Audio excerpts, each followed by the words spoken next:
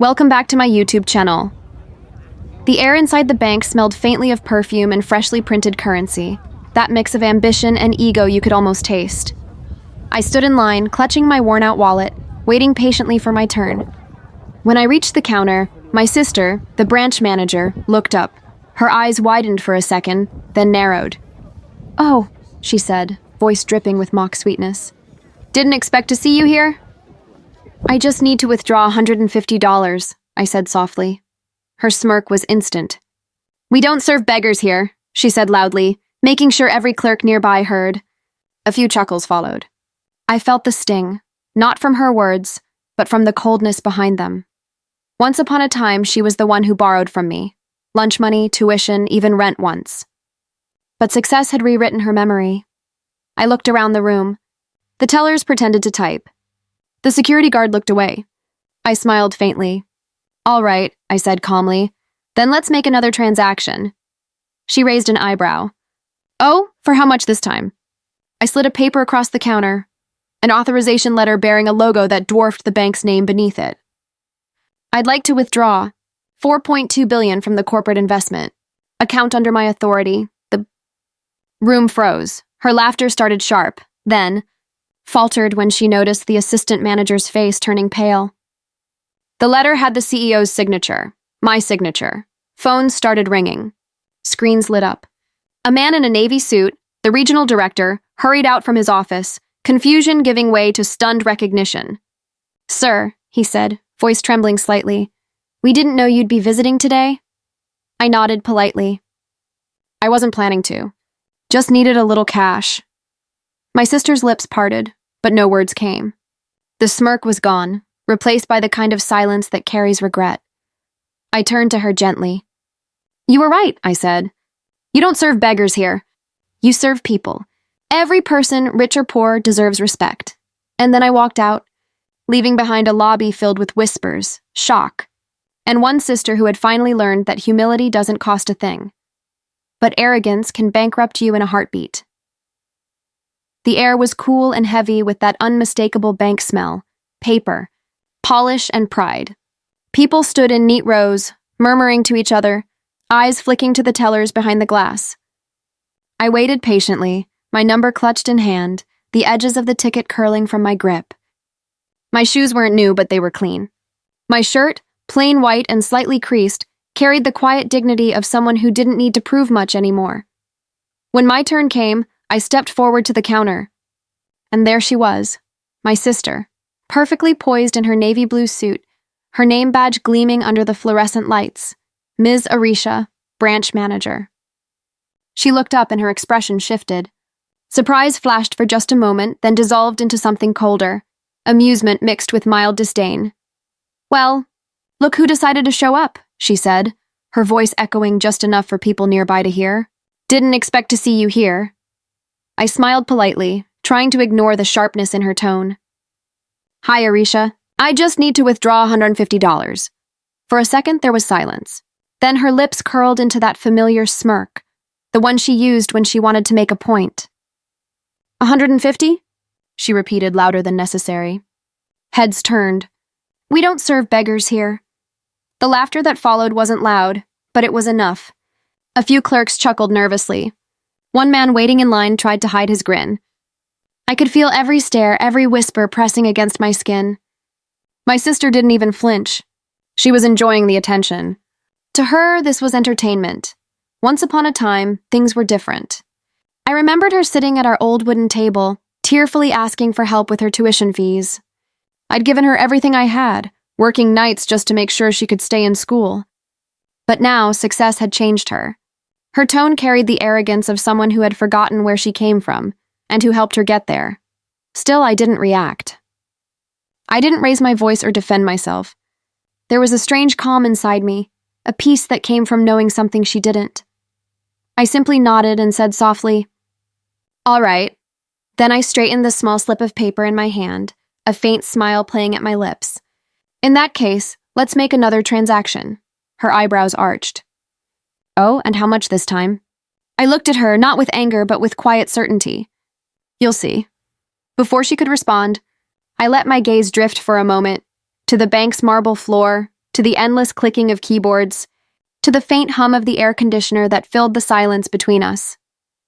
Everything around me felt strangely distant, like the world was holding its breath. And in that stillness, memories started to surface, each one sharper than the last. I remembered the nights we shared a single blanket because the heater had stopped working. I remembered saving my lunch money so she could buy the notebook she needed for school. I remembered her tears the day she failed her first interview, and how I told her, "You'll make it someday. You just have to stay kind when you do." But kindness doesn't always survive success. Somewhere along the way, she had traded humility for pride, warmth for control. The small-town girl who used to dream with me on the rooftop had become someone who measured worth by the number of zeros in an account balance. And now here she was, looking down at me from behind her glass counter as if I were a stranger begging for spare change.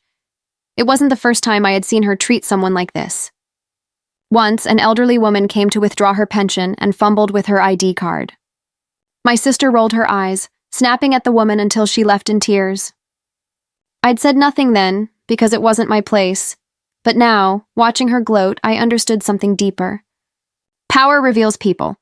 It doesn't change them. It just strips away the mask.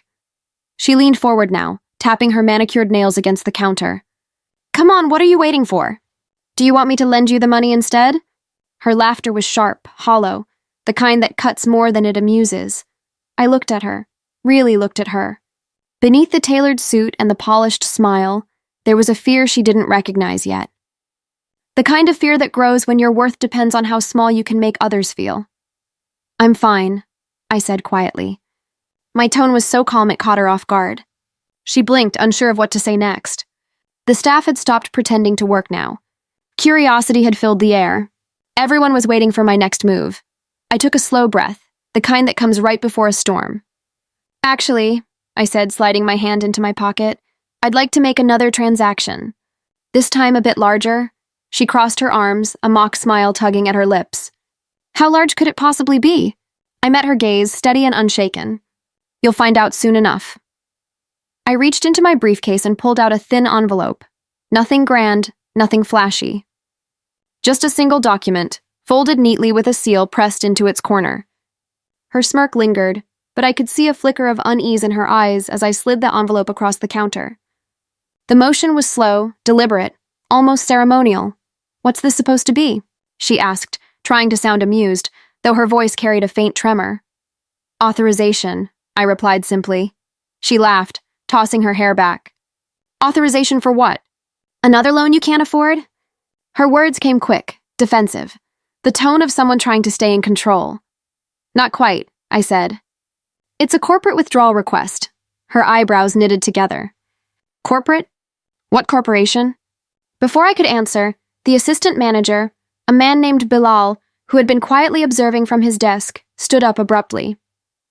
His eyes darted between me, the document, and the logo on the letterhead. I could see the blood drain from his face. He grabbed the paper gently, scanning the text once, twice, then froze completely.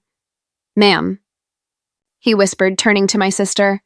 This is from Horizon Holdings. It's marked urgent." The name hung in the air like thunder. The whole branch seemed to pause.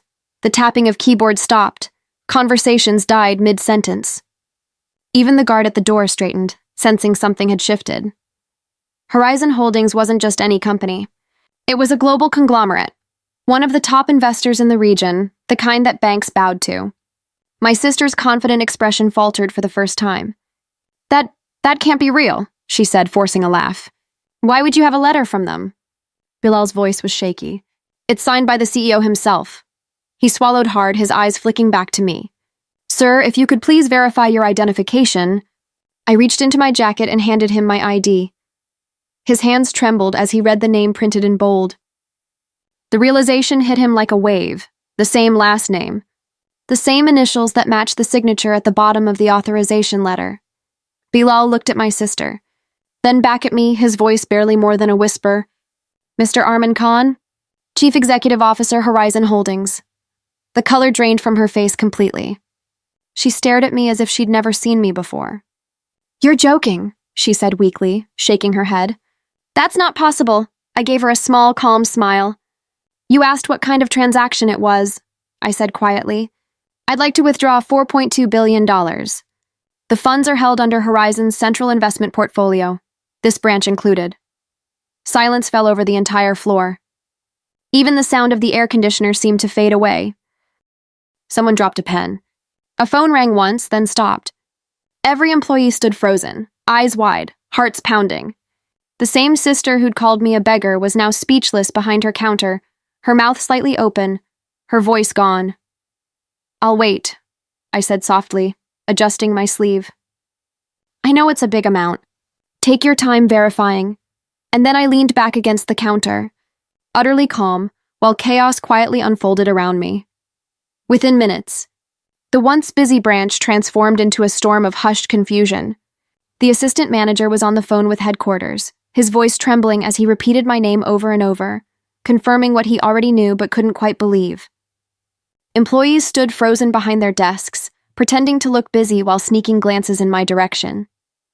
Even customers sensed something extraordinary was unfolding, their murmurs rising in waves of disbelief. My sister stood there motionless as the weight of realization settled in.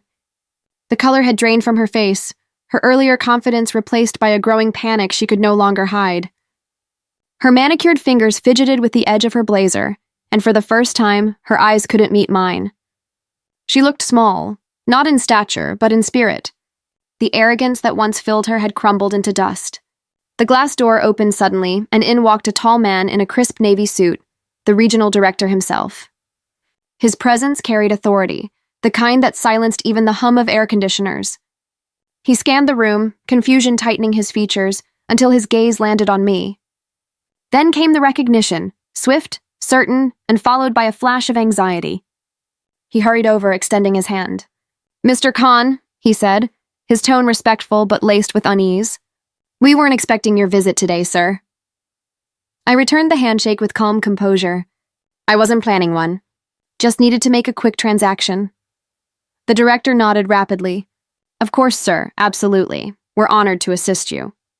He gestured to my sister without even glancing at her. "Please prepare a private room immediately. Mr. Khan's time is valuable." My sister's mouth opened slightly, but no words came out. She stepped aside as the staff scrambled to comply, the earlier laughter in the air now replaced by suffocating silence. I could feel eyes on me from every corner, but I kept my focus steady. I wasn't here for revenge, not exactly. I was here to remind her and everyone else of something far greater than pride. When the director returned with confirmation that the request was being processed, I turned to my sister. "You see," I said quietly, my voice low but firm, "this isn't about the money. It never was." She swallowed hard, her lips trembling as she finally whispered, I didn't know." "I know," I replied gently. "But that's the point, isn't it? You never really know who you're talking to or what battles they've fought to stand where they are. You just assume your power makes you untouchable." Her eyes glistened, guilt seeping through the cracks of her pride. I could see the memory flash behind her eyes, the meals I skipped so she could eat, the job interviews I coached her through, the nights she cried over rejection letters. All the things she had conveniently erased. The director approached again, holding a folder of documents. "Everything is verified, sir. The full amount is ready for authorization. Shall we proceed?" I looked at the folder, then back at her. "No need," I said softly. "Consider it a test, one your branch didn't quite pass." The words hung between us, gentle but heavy. She lowered her gaze, her voice barely audible. "I'm sorry," she whispered. I nodded once, not out of triumph, but out of quiet acceptance. "Next time someone walks in here," I said, "try to see them as a person, not as a number." And with that, I turned toward the exit. As I walked away, the entire staff parted to make room. The same eyes that once mocked me now followed in silence, full of respect, shock, and a hint of shame. My sister stood frozen behind her counter, watching me leave, realizing too late that the world she looked down upon had just turned around and looked down on her. The glass door slid open as I stepped outside, and the warm sunlight hit my face, a sharp contrast to the coldness I'd left behind. For a moment, I stood still on the marble steps, watching the reflection of the bank's logo shimmer on the glass. Inside, people still whispered. My sister remained by the counter, her once perfect posture now slumped beneath the weight of her own realization. I didn't feel victorious. There was no thrill in seeing her humbled, no satisfaction in proving a point. Instead, there was a quiet ache, the kind that comes when you see someone you love lose themselves to pride. I remembered the girl who used to bring me tea while I studied late into the night, who once promised that no matter where life took us, we'd always stand by each other. Somewhere along the way, success had built walls between us, and today, those walls had finally cracked. As I walked toward my car, the regional director followed at a respectful distance. "Sir," he said carefully, "would you like us to issue a formal report about the incident?" I paused, then shook my head. "No, there's no need." "Let it end here." He nodded, relief flickering in his eyes. He understood. This wasn't about punishment. It was about perspective. I opened my car door, but before getting in, I looked back at the bank one last time. Through the glass, I could still see her, motionless, staring at the floor. I hoped she'd remember this moment not with shame, but with awareness. Because sometimes life doesn't teach us lessons through loss or pain. It teaches us through reflection. Money had never defined me, and it never would. Power, when used to humiliate, is just insecurity disguised as strength. But when used to build others, it becomes legacy. I thought about how easily people measure worth by status, forgetting that character is the only true currency that never loses its value. Respect costs nothing, yet it enriches everything it touches. As I started the engine, I whispered a small prayer, not for success, not for revenge, but for humility. Because I had learned something that day too. Forgiveness carries more power than pride ever could. The car pulled away slowly, the city lights glinting on the horizon like a promise. Behind me, the bank faded into the distance, along with the echoes of laughter that had once stung. Ahead, the road stretched open and wide, endless and free. And somewhere in that silence, I felt peace. Real peace, the kind that doesn't come from wealth or victory, but from knowing you've risen above what tried to pull you down.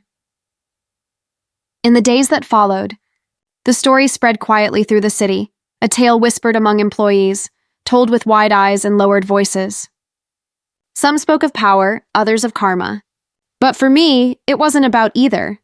It was about rediscovering the strength that comes from grace. My sister eventually called. Her voice was small, hesitant, heavy with remorse. She didn't apologize with grand words or tears, just a simple, trembling, "I forgot who I was." And who you were. That was enough. I forgave her, not because she deserved it, but because holding on to resentment would only anchor me to the past. People often think revenge is loud, dramatic, and final. But the truth is, the sweetest form of it is quiet.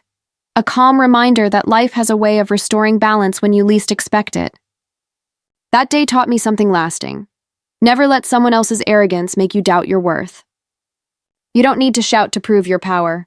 Sometimes all it takes is quiet dignity and the patience to let time reveal the truth. In the end, it wasn't about the billions or the titles. It was about a lesson that no money could buy. That respect, once lost, is worth more than anything that can ever sit in a vault.